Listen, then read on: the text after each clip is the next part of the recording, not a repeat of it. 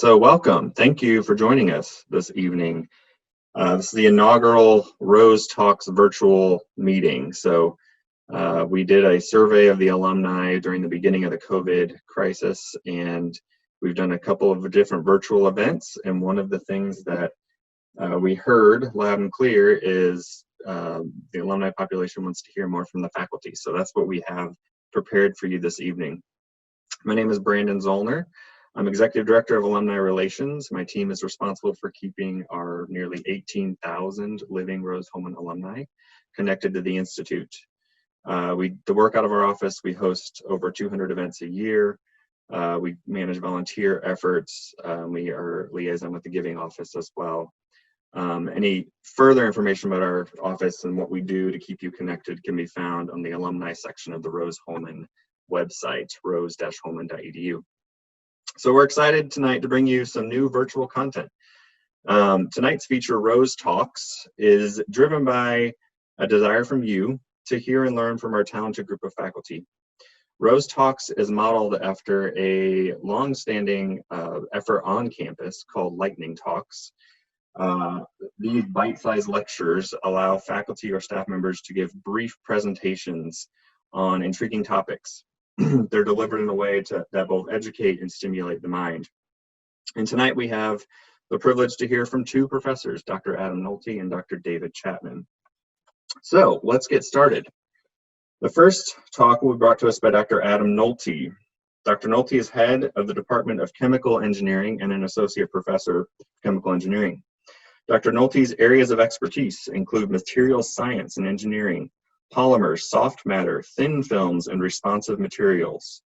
He's involved in research projects exploring the processing of ultra-thin polymer coatings. Dr. Nolte is also working with a multidisciplinary group of students on a 2-year NSF-sponsored research project to develop early detection for breast cancer. He's also received a National Research Center Postdoctoral Fellowship. His talk this evening will be entitled "The Size of Stuff." So I will now pass it on to Dr. Nolte. Okay, great. I'll take it away. I want to thank Brandon for the nice introduction. As he mentioned, my name's Adam Nolte. I'm head of the Department of Chemical Engineering at Rose-Hulman. I realize we have a wide alumni base, and so not everyone may be familiar with the department. So if you ever find yourself wandering back into Hadley Hall, we are the very expensive looking party directly on your left if you turn left when you go through the door. And so we have, there's some nice glass windows there. You can look in and see our equipment. One of the highlights about our department is our unit operations lab. So we have features just kind of an array of equipment that gives our students an ability to see what chemical engineering equipment looks like in practice.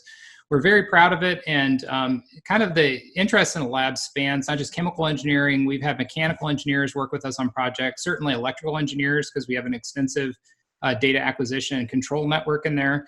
So I do invite you to stop in if and when this the pandemic is over and we're all kind of welcoming everyone into each other's spaces again. I would love to have any of you who are interested stop by the department and kind of get a tour through our labs. It would be really fun to show you around. So as Brandon mentioned today, the topic of my talk is called "The Size of Stuff." And it's a little dangerous because I'm going to be talking about something that overlaps with my area of expertise, but isn't entirely my area of expertise. But it is something I'm fascinated with. And Brandon mentioned I had an Nrc Postdoctoral Fellowship, and that was actually carried out at the National Institute of Standards and Technology, which I think formerly was the National Bureau of Standards, which for engineers and scientists, certainly throughout the country and also throughout the world, the National Institute of Standards and Technology is known for maintaining our measurement standards in the US, coordinating with the International Standards Organization. And just in general, like my area was developing polymer adhesion measurement tests, but just in general, we were interested in metrology, or the field of measurement science. And so I've always kind of had an interest in measurements themselves. And I thought it'd be fun to focus on a measurement today, which is length scale, that we're all familiar with. And so even if you're not a scientist or engineer, you have some concept of length and what it's like to have to measure how big is something is. So I thought we'd talk about what's really big and what's really small to scientists and engineers, and then go through, kind of focus in on an area of the length spectrum that I've had more personal experience doing research in, kind of from the visible down to the molecular level. So without further ado, I'll get started here. A few preliminaries. So those of you who have been out of school recently, or anyone who's kind of stayed in the numerical ball game at least, will remember we often talk about scientific quantities in terms of scientific notation. So we have some number multiplied by a power of 10. And so that's important because that allows us to talk about what's called the order of magnitude of a number, right? And so an order of magnitude number is really referring to this, what is the size of this power of 10 we're kind of multiplying the number by. And there's a joke that certainly for engineers at least, it's kind of all we're ever interested in, right, is an approximation of a measurement, right? But there is a usefulness to this order of magnitude, and more so I think than engineers' tendency to always want to estimate things. What I think is the real power in the order of magnitude is it tells us roughly the uncertainty that we can be expecting from a number, right? Or at least places an upper bound on that uncertainty. And I'll give you an example. So if I told you I was going to go buy a new car and I expected to pay $30,000 for it, and I come back and I say, well, it actually cost $30,300, you'd say, big deal, right? So somebody tacked on $300, that's a pretty good estimate. However, let's say you gave your kid $2 to go buy a candy bar, and he comes back and tells you it's actually going to be $302 to buy the candy bar. You'd say that's ridiculous, right? And that's because we have a sense in our head that our approximate estimate of a quantity, the uncertainty in that should be at least on the order of the quantity itself, right? So with that kind of preliminary, so I want to mention that the numbers I'm going to be talking about are really just the powers of 10. And there is a high degree of uncertainty in a lot of these very big and very small quantities we'll be talking about today. But for engineering purposes, I think you'll agree that they're useful for giving us a picture of kind of how big and how small various things in the world are. All right, and then I want to start off by talking about our boundary conditions too. So what are the kind of the biggest things that we talk about kind of in current science and engineering, and what are some of the smallest things we talk about? And we'll start with big. All right, so those of you kind of familiar with the basics of planetary science will probably have a sense that the diameter of the Earth, 10 to the 7th meters is a reasonable estimate for that. So that's 10,000 kilometers. If you're really into American engineering units, as many of us are, you'll recognize, okay, that's 6,000, 7,000 miles. That's a reasonable estimate, right, for the diameter of the Earth. Maybe a little bit less familiar, but fun to talk about, is what is the diameter of the solar system? And it turns out the diameter of the solar system is 10 to the 14th meter. So if we double that exponent, the size of our solar system from the Oort cloud, I guess, or so beyond Pluto's orbit from one end to the other is roughly 10 to the 14 meters. And I think this is a kind of useful kind of interesting relationship. There's a way to remember this. If you took a meter stick and you ask yourself, how many meter sticks do I need to line up next to one another to measure out the diameter of the Earth? And then you said, well, I'm going to define a new meter stick as being the diameter of the Earth itself. So the Earth itself is my meter stick. So it takes just as many Earths to measure out the solar system as it would your meter stick to measure out the Earth. Right? And so that's one of the interesting things when we're just talking about orders of magnitude, we can kind of do rough kind of back of the envelope calculations like that. But that gives you a sense of how big our solar system is. So as many times as you take a meter stick to measure out the Earth, you'd have to take that many Earths to measure out the solar system. Okay, now let's go to the diameter of the observable universe. Right? So according to our best estimate, the universe is about 93 billion light years in diameter, about 10 to the 27th meters. All right, now you notice that 10 to the 27th, that term of 27 is almost double that term of 14 before. And we have to be careful here. What this means is that if we were to go back to a meter stick, so we're not measuring with Earth now, but we're going to take an actual meter stick and lay that meter stick across the entire solar system from one end of Pluto's orbit to the other, right? So use that meter stick, count the number of meter sticks you use. Now shrink the entire solar system down to the size of a meter stick. You need that many solar systems to measure out the diameter of the observable universe. All right, so we can play mind games like this to kind of help us with it, but it's still unimaginably large when we talk about this. But there's this interesting kind of scaling relationship just between the Earth, the solar system, and the observable universe itself that helps us see these patterns.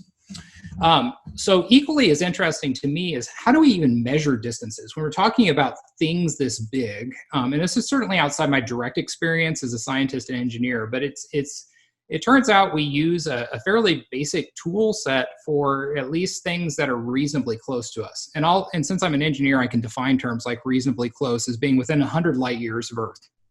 That's reasonably close, right? And so, and the extent of the universe is 10 billion times further away. So we'll just say 100 light years is reasonably close, right?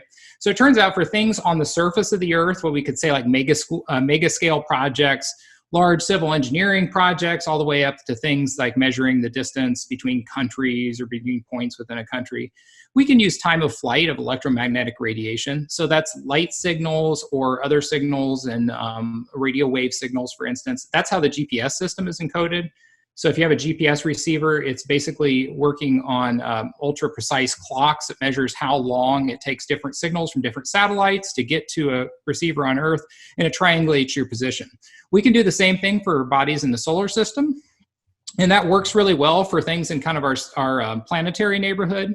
When we start looking at stars that are several light years away, it's impractical now to try to shine a laser beam. Even if we had the capability of doing that, it would take years to get data.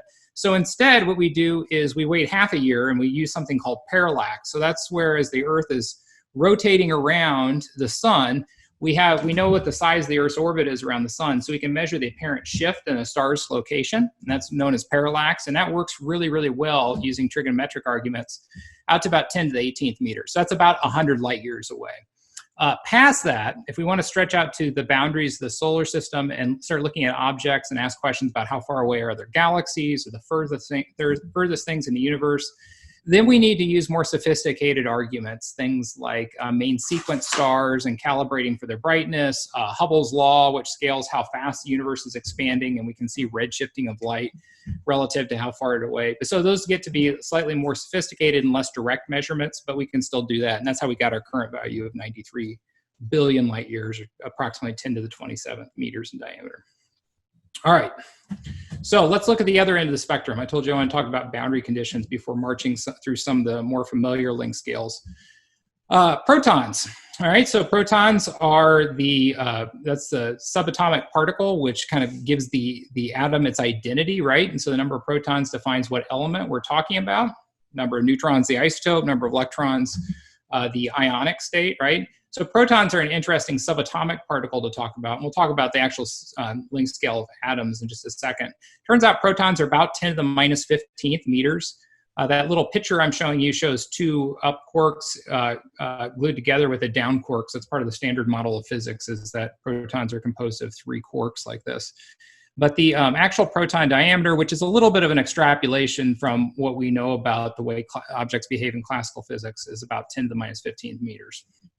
All right, we have this project too in CERN, which is, so this is in Switzerland, it's the nuclear science agency for the European Union, and it's called the LHC, the Large Hadron Collider too. And that's currently the most powerful particle accelerator we have. And getting particles up to the energies capable in LHC allows us to probe length scales down to about 10 to the minus 20th meters. So that's currently the gold standard for what's the smallest things we can measure, right? And there's this kind of theoretical length called the Planck length, which comes up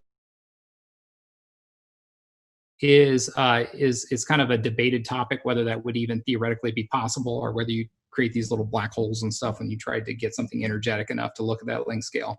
But it's safe to say in your normal everyday experience, you're not going to need something smaller than about 10 to the minus 35th meters to measure that. And these distances are always measured using quantum mechanical principles, often coupled with spectroscopic and or scattering data. There's an interesting debate which is kind of working itself out now. There's been a couple different measurements with the size of the proton is contested a little bit. It's not as exciting as you think. It's not the difference between like 10 to the minus 15th in a car or something like that. It's on the order of fractions of a femtometer, but there's different groups kind of in the process of showing you get different data depending upon the way you look at it. But these are all based upon spectroscopic or scattering techniques. All right, so next thing I'm going to do, I'm going to kind of quickly step through a line of length scales that I think we're a little bit more familiar with, and then I'll give a couple quick examples of things at kind of every length scale before wrapping up here. So I show this when I teach our material science class in the department. I like to show this as a kind of number line called the size of stuff. And so it's breaking up into orders of magnitude. And I like to remind people, so first of all, on the ends, we've got kind of mega scale stuff off one side and quantum scale stuff off the other side. And we've kind of talked about those domains. So what I want to talk about is our everyday experience deals with a lot of stuff on the macro scale. So this is defined as things we can see with our eyes. So of course, meter scale, but down to even the millimeter and just sub-millimeter scale.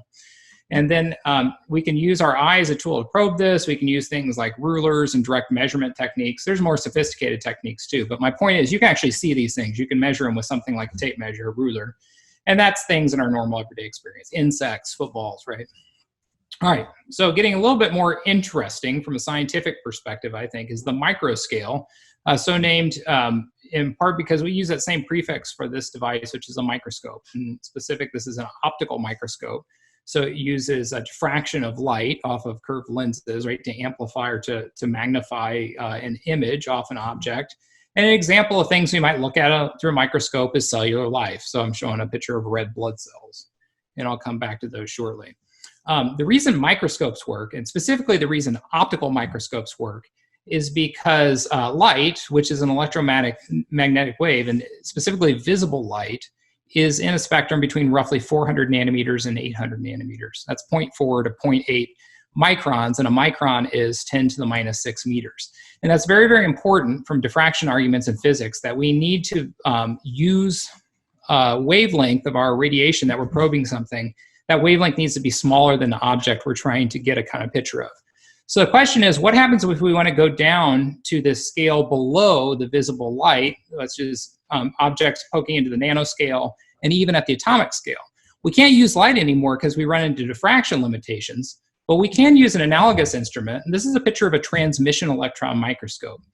And one of the interesting things that came out of physics in the 1900s is that matter, and specifically particulate matter is where this has been studied the most, carries an associated wavelength with it too, called the de Broglie wavelength. And so electrons have a wavelength associated with them, which is several orders of magnitude smaller than the wavelength of light. So in a kind of analogous way, we can use electron microscopes to look at pictures of things like atoms and clusters of atoms.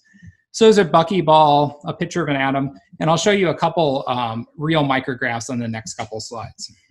So I'm kind of wrapping up here. I wanted to march through some of the length scales again that are a little bit closer to our everyday experience and just talk about something that you can probably identify, or at least you've maybe heard of, at each of these different length scales. So as we march below 1 millimeter, I think we can all picture a millimeter, getting back to 1/10 of a millimeter. And so this is still a length scale you can still see. We call this macro scale, although you can see more detail in a microscope. We get to something like human hair. Human hair, depending upon the person, has a diameter of 100 microns. Could be less than that, maybe down to 40 or 30 microns with someone who has very, very fine hair, right? But about on the order of 100 microns diameter of human hair. Once we get down to 1/10 of that, and we start talking about things that 10 micron length scale, now we're talking about things like blood cells. So on the picture there I'm showing you on your right is it's a white blood cell. On the far left, that familiar donut-shaped object is a standard human blood cell. It's about 8 microns across, give or take, so on the order of 10 microns. And that little spiky-looking thing in the middle is a platelet. So on the order of 10 microns, you can see we have our red blood cells. Marching down another order of magnitude, we get down to the world of bacteria. So this specifically is an electron, it's a scanning electron micrograph of E. coli cells. And so those are roughly 2 microns long, so a little bit longer than a micron, and about 0.25 microns in diameter, give or take, right? And so this is something what we'd say is on the order of 1 micron. Marching another order of 10 under that is this picture. And I'm going to venture a guess that by now this picture is kind of drilled into most people's brains. If you've been using the internet since the pandemic started, I've joked with people that this should be a new internet standard. Almost every web page has got a picture of this coronavirus that I think was borrowed from the CDC and some information on COVID right at the top of the web page. But it turns out that among other things, this SARS-CoV-2 virus is a convenient length scale for talking about what 0.1 microns or 100 nanometers is, because it's almost exactly 100 nanometers or 0.1 microns across, it turns out. And so I put together just a fun picture just to kind of compare these things if you want to blow up a red blood cell and look at that. This is about the relative size of those E. coli molecules I showed you. So we can stack about 4 of those things long ways. They look like little hot dogs going across the red blood cell, which looks kind of like a donut. I just had dinner, so I don't know why I'm drawing all these food analogies now, but so let's talk about something that doesn't make anyone hungry, which is the Sarge virus here. So this SARS-CoV-2 virus would appear about like that size. So if you're wondering kind of relative size, when someone talks about this virus or talks about bacteria or talks about red blood cells, that's the kind of relative size we're looking at for these things. So you see they're quite tiny relative to the kind of normalized size of the cells, which at least exists in our bloodstream and other areas of our body. And they're at least an order of magnitude smaller than bacteria, which are themselves smaller than the cells. All right, I'll wrap up with just a couple more fun pictures. This is getting into some stuff in my kind of home field of material science that I did my PhD in. This is a transmission electron micrograph of a cross-section of a carbon nanotube. So maybe you've heard of carbon nanotubes. There's these graphitic sheets of carbon which are kind of wrapped into tubes. And this is particularly a multi-walled nanotube. So it's got a kink in it, but these things are essentially like nested cylinders of wrapped up graphitic carbon or sheets of carbon. And so what you're seeing there is on that electron micrograph, there's a 5 nanometer scale bar. So this is about 10 nanometers across this and 5 nanometers in diameter. And so it's concentric tubes of carbon essentially lined up in there with a kind of interesting kink feature in it. When we get down to 1 nanometer, we're getting down to like a half a strand of DNA. So if you were to peel apart, DNA itself's got a diameter of around 2 nanometers, not the length, mind you, the length is several orders of magnitude longer, but just the diameter of that. If you were to look at that double helix as a kind of quasi-cylinder, the diameter is around 2 nanometers. So if you unfurl a DNA strand and look at 1/2 the base pairs on there, you get an object with about a nanometer in diameter. And then last but not least, I mentioned we're going to come back to this topic of visualizing atoms. It turns out you can use a special type of electron microscope known as a scanning tunneling microscope to visualize a clean surface of atoms fairly well. And this is a picture getting back to the story of carbon of a single graphitic sheet. And on there, I've marked in blue dots there, that's the kind of lattice parameter showing you the centers, these adjacent carbon atoms. Each one of those is 1.4 angstroms apart, so that's 0.14 nanometers, right? And so this is getting down, since we're at the atomic level now, anything by definition, if we were to go smaller than that, we'd be at the subatomic level, and we're talking about measuring protons and stuff, and we've kind of already covered that.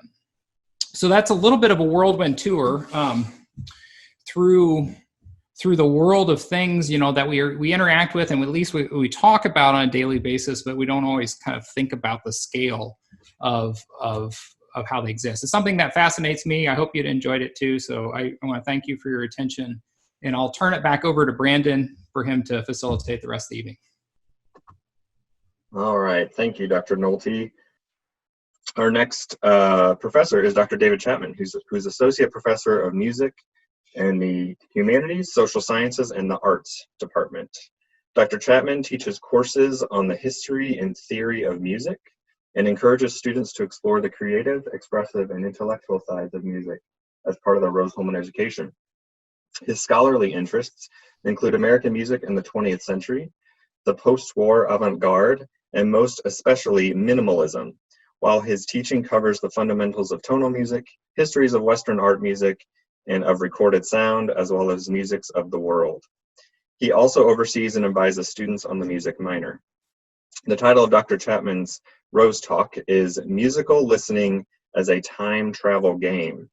So let me turn it over here to Dr. David Chapman. Well, welcome everybody. I'm really pleased to be speaking to you tonight. Let me make sure I'm set up here. All right. Now, there's a quote that circulates in the academic music world that goes something like this. And let me make sure that I am presenting my slides here. Writing about music is like dancing about architecture. And the quote has been attributed to several different people, Frank Zappa, Elvis Costello, and some others. But the inventor of the phrase is not really essential to the truth that's embedded in it. Music is hard to talk about. the sound of music isn't a physical object like a book or a spoon or a tree, though there are plenty of physical objects involved in making music. And traditionally, music was something that lived in the air, and it couldn't be seen. It couldn't be held or bottled up or stored for later. And it was present in one delicious moment and then gone forever immediately after. And this was music's most magical, beautiful, and even tragic properties, that it is so powerfully present in our lives, and yet it seems to be made of time. Few other forms of human culture share these ephemeral properties, and it's what has always made music special. Now, it's no wonder that one of the favorite musical stories in ancient Greek mythology and in classical European art was that of Orpheus, the great musician, the greatest musician in the world, in fact, whose bride Eurydice was kidnapped on their wedding day by the lord of the underworld, Hades.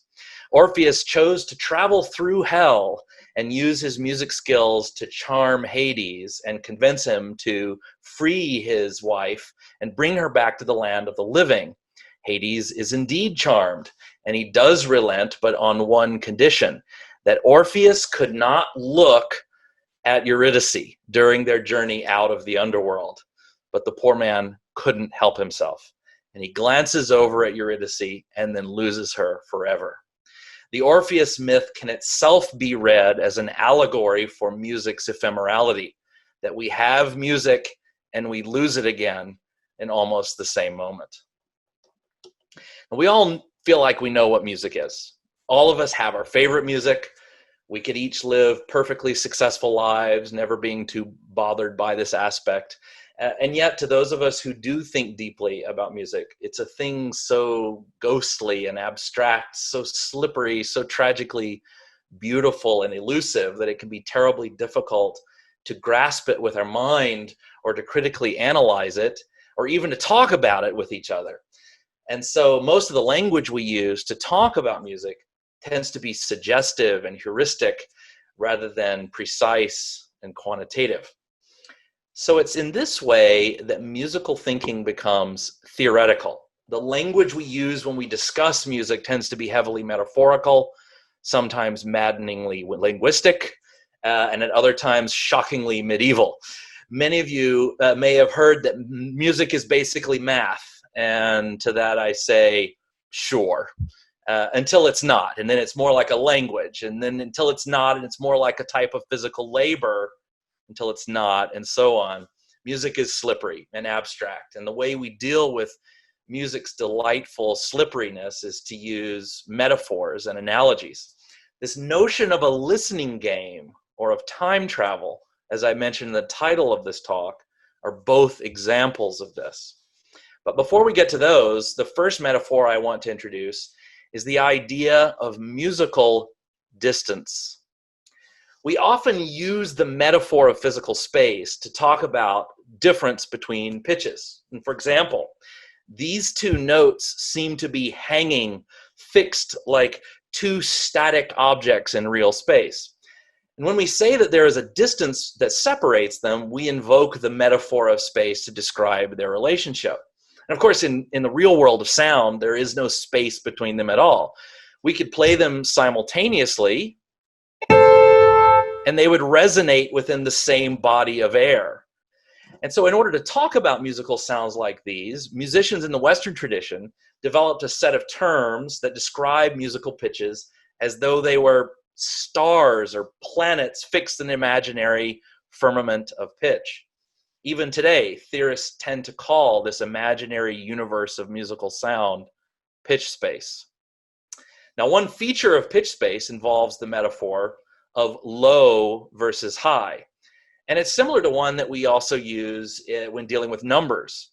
We describe both numbers and pitches as being higher and lower, but we don't go climbing ladders or down into the basement to get to them all. Now, this metaphor of low versus high is not the only one that humans have come up with to describe these differences. The ancient Greeks described pitches as heavy or sharp. In Balinese or Javanese music, pitches are described as large or small. In the Amazon basin of South America, you might find musicians talking about old or young pitches. This metaphor of distance is useful, even beautiful, but it is not in any sense true or even better than any of these others. Each of these systems captures something lovely about music and about the world in which music takes place, but each also tends to break down when the metaphor is stretched too far or when they're taken as truth instead of a mere model or theory. And in fact, this is where we're going to start pushing our metaphors to the stretching point just a little. When I introduced the idea of musical distance a moment ago, I described these as two separate pitches or two separate sonic objects. And when we hear them simultaneously, as we did a moment ago, we will regard them as discrete and separate, okay? But music theorists are not consistent about this language. If we play these two pitches consecutively, we introduce another metaphor into the model, and it isn't perfectly compatible with the first one. We often speak as though some musical thing moved from the first pitch to the second. And so a moment ago, we were talking about distance, and there were two notes, and now we're talking about a single thing that's moved between the two pitches. You see how the metaphors start to break down. Now, before we get too anxious about how these two ideas conflict with one another, let's agree that neither of them make much sense if we press them too hard. Pitches aren't things that can be counted really, and they definitely don't move, at least not in the way that we're describing them. But we might reconcile these two conflicting metaphors by putting more attention on ourselves and the work that we are doing when we perceive musical sounds. We think of these as two pitches, and then it's really our attention that moves from the first note to the other. Hopefully that makes sense and reconciles some of this language. It's in our minds that we imagine a golden thread connecting and binding them together and hearing the line moving from pitch to pitch. And this model of pitches moving or connecting into lines is the basis for what we call melody. And whenever notes sound simultaneously, as we heard them a moment ago, we will call it harmony. And it's partly the work that we as listeners do when we listen and observe and assemble these pitches into something coherent. Now, what distinguishes harmony from melody? Well, it's their relationship to one another, not in pitch, but in time, right? Whether they are simultaneous or consecutive. And time relations in music fall under another category that we call rhythm. Now, many of you may be familiar with these three terms, melody, harmony, and rhythm. And maybe you even believe that these are the three fundamental concepts for all music. And so we've heard this sometimes. And this isn't totally untrue, but there's a lot of problems with saying those are the three most important categories of music. It reduces the extraordinary diversity of music in the world. It fails to acknowledge that rhythm defines the other two and is therefore of a higher order. And it doesn't seem to be aware that there are other categories in music, including text, instruments, emotion and meaning, and so on. So anyway, but these three terms are important. Now, I've been focused on individual notes and pairs of pitches at maybe the tiny end of Dr. Nolte's scale of magnitudes in the world of music. And so let's zoom out a little bit to the macro view of entire musical compositions. When we concern ourselves with the way that whole pieces of music are arranged, we are concerned with the category of music typically called form. And to me, form is where the fun really begins, because that is where a composer relies most heavily on what we as listeners bring to the table.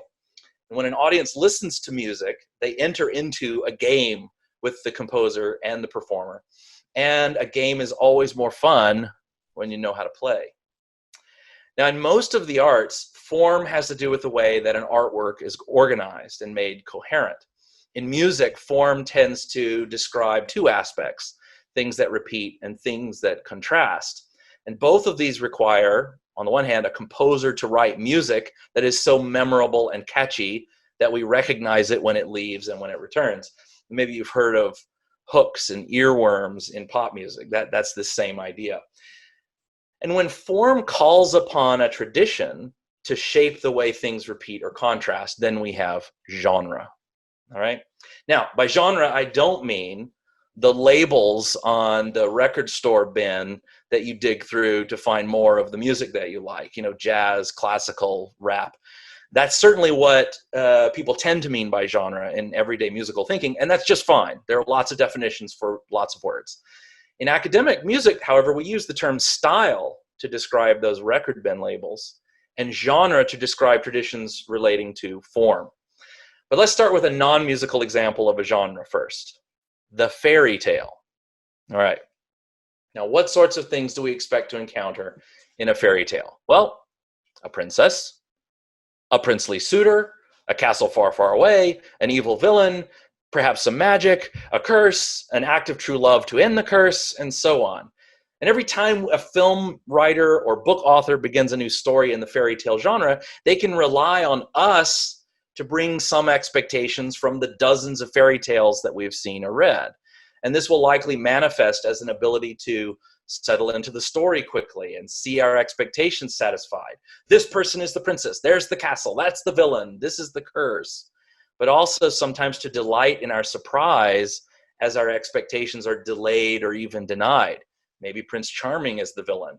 Maybe the act of true love is a sacrifice of one princess for her sister, if you've seen the movie Frozen. Now, let's consider a familiar example of a musical genre nearer to our record bins from a moment ago, the pop song.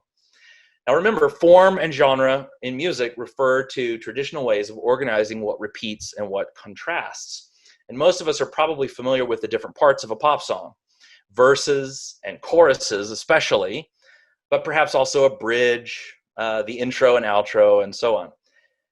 The way we recognize these different parts fundamentally have to do with repetitions and contrasts. Melodies tend to repeat from verse to verse, but the lyrics contrast. Choruses repeat both lyrics and melody, though they're often contrasting quite significantly from the verse. Bridges tend not to repeat, and they typically contrast rather sharply from the verse and the chorus, and so on. But there's a significant amount of work that we do as listeners to follow along, and the composer cuts the path and creates the map through their new artwork. And we must take the journey and notice the landscape along the way. Now, notice the metaphors I'm using here. Maps and paths and journeys and landscapes. The journey of music doesn't take place in space, at least not the way we are describing it. No, what is really happening when we journey through the universe of pitch space is that we are in fact traveling through and experiencing time. When we notice repetition and contrast of musical material, they come to us in time. And so the time travel game of my title refers to this jumble of metaphors that I've concocted here. The game is how we bring our past experiences to every new listening experience, like knowing how to hike before hitting a new trail, or knowing how every piece moves on a chessboard before we play. Now, one of my favorite musical listening games involves the genre known as the sonata. And we find the sonata form in, perhaps we shouldn't be surprised, sonatas, but also in string quartets and concertos and in symphonies. And this evening I've chosen to take a quick journey, very quick journey, because my time is getting short here, through one of the most famous and familiar sonata form symphony movements of them all, the first movement of Beethoven's Fifth Symphony. And instead of playing the whole movement for you, we're just going to pop into and out of that very familiar piece of music to sample some of the elements, to make you familiar with the points of interest in its landscape, and then you can go and find the music to journey through at a later time. So what if we expect castles and curses in fairy tales and choruses and verses in pop songs, what do we expect in sonatas? Well, you should know that sonata form movements tend to be divided into three large sections, known as the exposition, the development, and the recapitulation. They are distinguished from one another by their relationship to each other as repetition and contrast. The exposition shows, right? The word exposition, to show. They show a couple of original melodies that you're hopefully sink into your memory. Then the development is some kind of statement of contrast. And then in the recapitulation, those two original melodies come back. They repeat. And we're supposed to remember that they have come back to us from out of time and we recognize them in this memory game that we're playing. Now, the two melodies in the exposition often contrast in some significant way. And typically they contrast with each other by being in separate keys in the exposition. So here's our little avatar going on this journey through the sonata form. And he or she has started here in the tonic key with our first melody. And then what happens is in the second half of the exposition, we get a second melody in what we might call a wrong key. It's a different key than we started in. And those two melodies are linked by this transition. Well, once we have the melodies on show, we then have this extremely tortuous, circuitous path known as the development that builds contrast and takes us through some far out point until at some delicious moment, we arrive back at the home key and our original melody. And then in the recapitulation, that melody that was in the wrong key is brought down into the home key, and we finish our journey having with all of the wrongs of the world made right, musically speaking. Now, in the Fifth Symphony, maybe you even remember that the first, or the primary melody, has a choppy, stormy minor key quality to it, while the second melody contrasts with a gorgeous, flowing major key sound. I'm just going to play you a quick sample of each of these two elements so that when you go and listen to this movement on your own, you'll be ready to recognize them in the exposition and the recapitulation of that movement. So here's the primary melody. This is that choppy, stormy minor key melody.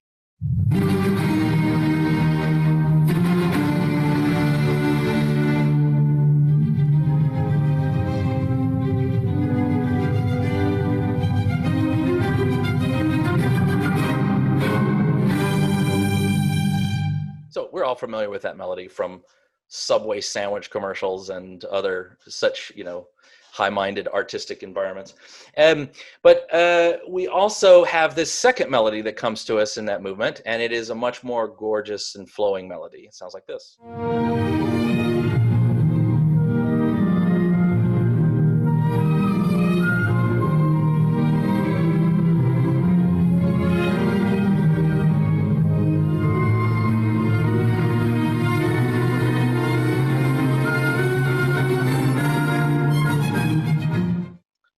So, and then in the development of the Fifth Symphony, we hear familiar snippets from these melodies, tossed and turned and tangled up in unexpected ways, all in an effort to create contrast, to take us to some far out point, and then to create an expectation that from out of time, we will return to that mystical object made of time and sound that is that stormy first melody. So for the sake of time, I won't play any more of that movement for you, and I'm going to let you take that journey on your own. So, every time you listen to a new piece of music, or maybe even listen to a familiar piece of music, this is the game that you play as a listener. Now, just as other people describe pitches as old or young, while we say high and low, this time-traveling listening game is not the only way to listen to music, but it is a pretty fun way. And so along your metaphorical journey through the time of music, pay attention to what repeats and to what contrasts, and how those patterns of repetition and contrast relate to traditions of form and genre, and especially how they satisfy your expectations at some points and surprise them at others. Each new genre comes with its own rules, and so genre especially rewards those who read and listen widely and practice often. And it is in this way that you become an active listener participating in the musical experience, rather than merely passively receiving music. So that's my presentation. I thought I would take just a moment, even though I know I'm going a little long, to tell you very quickly some of the exciting things that are going on in the arts at Rose, and then I'm going to finish my time here. So many of you in your experience at Rose-Hulman encountered the arts in various ways. We have had faculty teaching classes, we've had student organizations giving students opportunities for performance and for engaging in arts in various ways. We've had those fantastic artworks on the walls.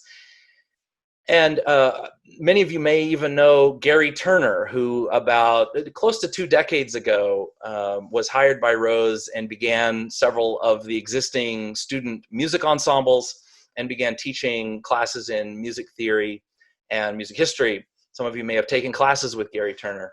Well, when he retired 7 years ago, Rose-Hulman hired its first full-time tenure-track arts professor, and that was me.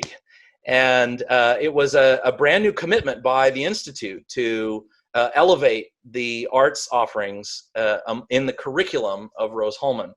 And at the same time, we also hired Dr. Terrence Hartnett, who taught part-time as an English faculty member, but also taught classes in theater, directed student performance theater productions. And about 4 or 5 years ago, we hired another tenure-track visual arts professor, Sulaf Abbas. She's a very talented painter. Many of her art pieces now hang on the walls at Rose-Hulman.